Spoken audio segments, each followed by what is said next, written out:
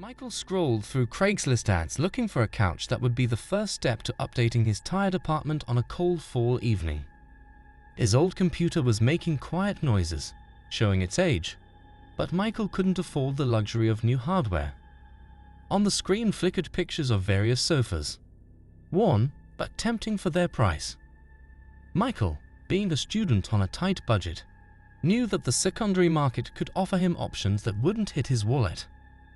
The lighting in the room was dimmed, and only the dim light from the monitor accentuated the cozy but slightly tired atmosphere of the apartment. Michael looked through the product descriptions, searching for that perfect sofa that would become the new accent of his home. Among the many options, he came across an ad that seemed promising. Cozy couch, a little worn, but in good condition. No charge. Self-haul. Michael raised his eyebrows, appreciating the opportunity to upgrade his space without cost. Autumn outside the window was adding color to this quest for coziness. Michael, immersed in a virtual journey through the classifieds, had no idea that his choices could lead to unexpected changes in his life. Michael felt a certain amount of skepticism when Richard, introducing himself as the seller, assured him that the couch was in excellent condition and offered to buy it for only $50. The offer sounded too attractive to be true, and Michael realized what might be hidden beneath the bargain. Still, his student budget left him little room to maneuver, and the idea of upgrading his apartment for a token sum was appealing. Deciding to take the risk, Michael agreed to the deal. He weighed his options and limitations, realizing that sometimes the chance of an upgrade was more important than doubts regarding the authenticity of the offer. Yes, the deal looked too good to be true, but in his student reality, Michael saw it as a chance to create a more cozy space without spending too much. With each decision made, the fall evening witnessed student bravery ready to conquer the space and bring new experiences into Michael's life. The decision to take a risk despite doubts opened the door to possible change, just as a fall evening opens the door to uncharted adventures. They agreed to meet at Richard's house in a quiet neighborhood. The evening was cool, and the streets were lit only by streetlights. Michael felt a certain amount of anxiety, but the desire to save money won out. Richard, a middle-aged man with a polite smile, greeted him at the entrance. The streetlights cast a dim light on the street, creating an atmosphere of the unknown. Michael approached the house, his gaze sliding over the dark windows, and the rustle of fall leaves underfoot sounded in his ears. Despite his share of anxiety, he tried to focus on the possibility of updating his home. Richard, emerging from the shadows of the entryway, appeared to be the encounter Michael had been expecting. A middle-aged man with a polite smile and a welcoming gesture invited him inside. Despite his outward friendliness, however, a question still smoldered in the corners of Michael's mind. What if something goes wrong? Richard's room had a strange atmosphere, filled with antique furniture and ancient portraits on the walls. A sofa stood in the corner of the room. It looked as if it had been here for decades. Richard helped Michael pack the couch and even offered to walk him to the door. The antique furniture and the mysterious portraits on the walls created an atmosphere as if Michael had traveled back in time. The sofa in the corner seemed to be a witness to many stories, and its antiquity filled the room with mystical energy. It was as if time had stopped, and the past times came alive in every detail of the interior. Richard, showing his cordiality, offered to help Michael with the packing of the sofa. They carefully wrapped it and lifted it, as if carrying an artifact lost in time. On the way to the door, Richard even offered to guide him as if leading him through a maze of time. Michael was happy with his purchase until he decided to get comfortable on his new couch and came across something strange under the cushion. He lifted the cushion and discovered a secret compartment inside the couch. It was something he had not expected at all. When he opened the door, Michael felt a chilling coldness that seemed to penetrate to the very depths of his soul. Inside the couch, hidden from view, lay the corpse of a young man. That one was caught off guard, as if a moment of horror was eternally frozen on his face. The icy fingers of terror encircled Michael, paralyzing him in agonizing dumbness. The dead man's face expressed horror, as if his last moments had been filled with indescribable terror. The darkness inside the couch seemed consuming, and the dead body pierced Michael's gaze, forcing him to gaze into the abyss of horror his new, seemingly ordinary couch held. Michael's heart beat loudly in his chest. He quickly moved away from the couch, feeling dazed and overwhelmed. Questions swirled in his mind. How did this body end up inside the couch? Who was this man, and how did he get here? Fear and incomprehension swept over him like a cold flood of dark mysteries. Michael's heart beat loudly in his chest. He quickly backed away from the couch, feeling dazed and overwhelmed. Questions swirled in his mind. How did this body end up inside the couch? Who was this man, and how did he get here? Fear and incomprehension swept over him like a cold flood of dark mysteries. And the most terrifying question loomed in his heated mind. Who was Richard, and what did he know about this whole mysterious story?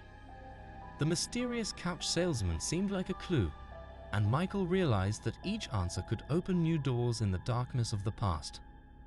Clutching the dread in his hand, he looked around the room as if trying to discern traces of what might have led to this grim discovery. Michael's hands were shaking, and he quickly dialed 911. The ambulance siren soon blared outside the window, pulling up to his apartment. The stress and horror remained unwavering in his eyes as medical personnel and police arrived to take statements. It turned out that the dead guy had gone missing a few months ago in another state. After this situation, 3 months passed. Gradually, Michael got better and underwent a course of psychotherapy. While relaxing after a day of work, he was leafing through Craigslist looking for a new computer case when he came across a relatively inexpensive ad. He called the number.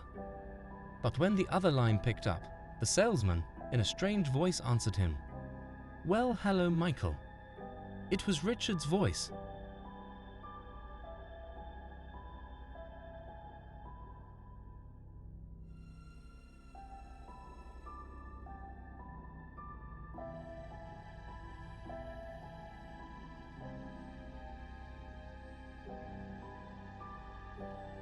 Jason, a young engineer, found himself in the darkness of despair. Like darkness, debts surrounded him on all sides, and employer rejections were hitting the last shards of his self-respect. His every step seemed to be accompanied by the shadow of loss and inevitability. In that suffocating moment when he was ready to give up, he found a cryptic ad on Craigslist. There, in the light of a pale bulb, the words "high-paying lab job" seemed like a tantalizing incantation. Without thinking long, Jason sent in his resume and received an invitation for an interview. The words "high-paying" and "interesting job" seemed to be tightly wrapped around him with lifelines. A new hope shone in his blazing eyes, though doubts were also working their way into his mind. The interview was scheduled in a forgotten corner of the city, where the house where the laboratory was located seemed to protrude out of the darkness like a gateway to hell. The moment Jason crossed the threshold of the lab, he was met by a mysterious man in a black coat. The stranger's face remained hidden in the thick shadows, creating a mysterious impression. The whole air in the room seemed saturated with mystery. The interview took a strange turn. The questions asked by the mysterious man sounded like clues to a locked door, behind which an unknown world seemed to lurk. Jason's answers seemed important, but the meaning of the project the lab was working on was unclear to him. When Jason left the lab, he carried with him a puzzle of unsolved riddles and a sense that the shadow into which he had been drawn might conceal something much darker and more uncertain. A few weeks later, Jason officially started work. The first few days were normal, typical engineering tasks and standard working conditions. But the farther he progressed into the depths of the lab, the more strange things began to happen. In the closed laboratories, incomprehensible things were happening, and there were whispers among the employees about some unknown experiments. Mysterious events were unfolding in the closed laboratories, shaded by a shroud of secrecy. Things that could not be explained glimmered in dark corners, causing Jason a sense of bewilderment and anxiety. The employees, like members of a secret society, whispered about uncharted experiments, but all the words were just cryptic echoes of a mysterious reality. After a month of work, Jason was invited to a special room for exclusive testing. He was offered to experience a new phase of the project that promised to change his life. When he agreed, he felt himself being put to sleep and the world went dark. When Jason woke up, his consciousness felt like waking up from a strange dream. He felt something had changed inside of him. At first, he couldn't pinpoint exactly what it was. Gradually, the feeling became clear, as if the shroud around his perception had been torn away. Rising and staggering, he made his way to the mirror in the corner of the room. Jason was horrified when he saw his reflection in the mirror. His face, once familiar and ordinary, had become a nightmare. His skin was covered with multiple cuts, as if some unknown force had disfigured it. The eyes that had once reflected his identity were now barely open, leaving only pupils glittering restlessly in the darkness. The hands, once strong and confident, had turned into something incomprehensible, distorted. Their shape was disfigured, as if they didn't belong to him. Jason's appearance, familiar and ordinary, gave way to a twisted and disfigured physique, as if he were entwined with a nightmare he couldn't fathom. In that terrible moment, it came to Jason that he had become part of their grim experiment. He was not just changed, but mutilated, condemning himself to torment. Desperately he screamed, trying to free himself from his new alien body. Fighting the curse imposed by the lab became his desperate mission, but his strength was futile. The guards were quick to respond to his cries, coming running in to subdue the outrage. Tying him to the bed, they witnessed Jason, exhausted by suffering, shrieking protests against his new reality. The doctors, suppressing his resistance, administered anesthesia. Every day Jason was subjected to new experiments, as if he were the subject of ruthless scientific research.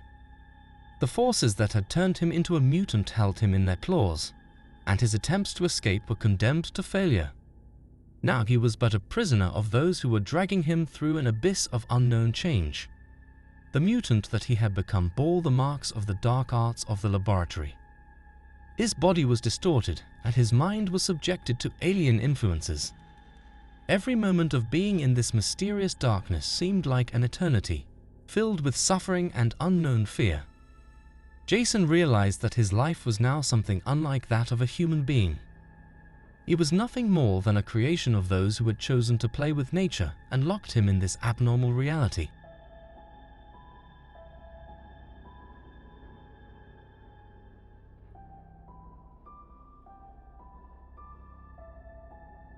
As a first-year student, finding a place to live in a new city was a real headache for Sam. Inexpensive options seemed out of reach, and when he accidentally stumbled across a Craigslist ad for a roommate, he thought his luck had finally run out.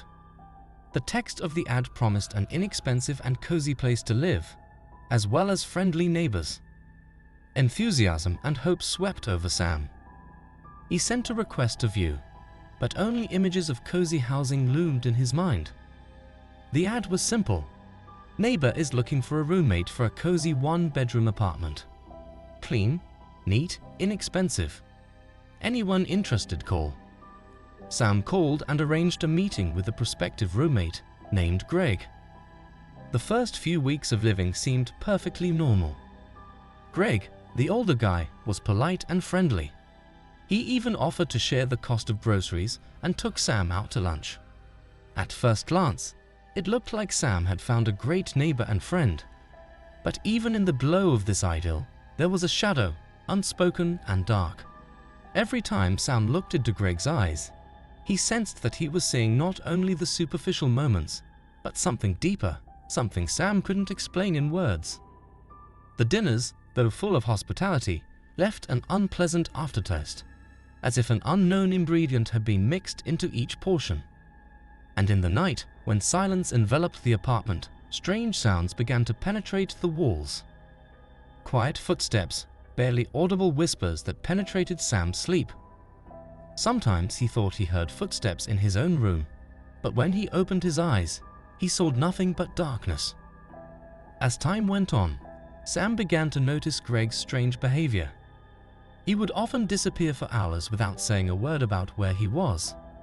Sometimes Sam noticed a strange odor in the apartment that he couldn't explain. A fog of mystical mystery began to thicken in the air, like smoke that Sam tried to ignore, but which still crept into his mind. When Sam tried to ask Greg questions about his disappearances and strange smells, the answers were evasive, as if every time Greg spoke, the words remained in the shadows, out of reach of his gaze. But Sam continued to believe in his neighbor's better qualities, brushing suspicions aside like shrill sounds of wind. In his mind, however, a vague uneasiness was awakening, as if he was standing on the threshold of something he couldn't understand, but which was ready to come out into the light at any moment. One evening, Sam accidentally opened the bathroom door that Greg usually locked. He was horrified to see the tub filled with red water and pieces of strange meatballs lying on the floor. Sam felt his stomach clench in disgust. He decided to pretend he hadn't seen it, as if hoping that ignoring such details would help maintain a semblance of ordinariness and normalcy in their neighborhood. But even under the guise of indifference, an unknown uneasiness melted inside him now, as if the open door had revealed their true nature. He began to find out more about his neighbor, and on the internet he came across articles about cannibalistic serial killers.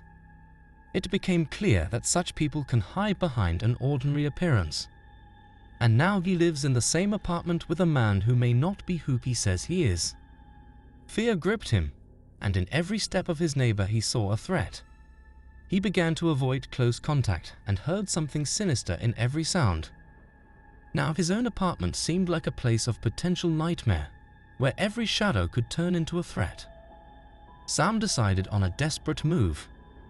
Without giving Greg even a shadow of a hint of his intentions, he slipped quietly out of the apartment, fist clenched around the keys. With a swoop of determination, he found a secluded spot from which he could make a phone call to the police. Feeling his heart pounding in his chest, he told all he knew, describing his fears and the dark findings in the apartment. Hours later, police arrested Greg. Going up to his apartment, investigators were shocked by what they found inside. The apartment door, like a portal to another world, revealed terrible secrets. In the living room were walls hung with photos of victims Greg had left behind in gruesome memory of his deeds. The curtains covering the windows tightly gave these pictures an air of evil. In the corner of the room was a table littered with stacks of photos that were clearly evidence of the crimes. In the bathroom, in addition to red water and meatballs, there were photos covered with gruesome details and records of how these horrible moments had taken place. Every detail added to Greg's terrifying mosaic picture of Greg as a cannibalistic serial killer.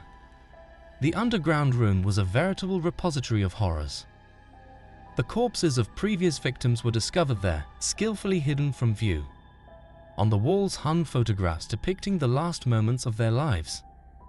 Records, diaries, and other documents only emphasized the extent of the horror these walls hid. Sam, providing testimony, realized that he was living side by side with a monster.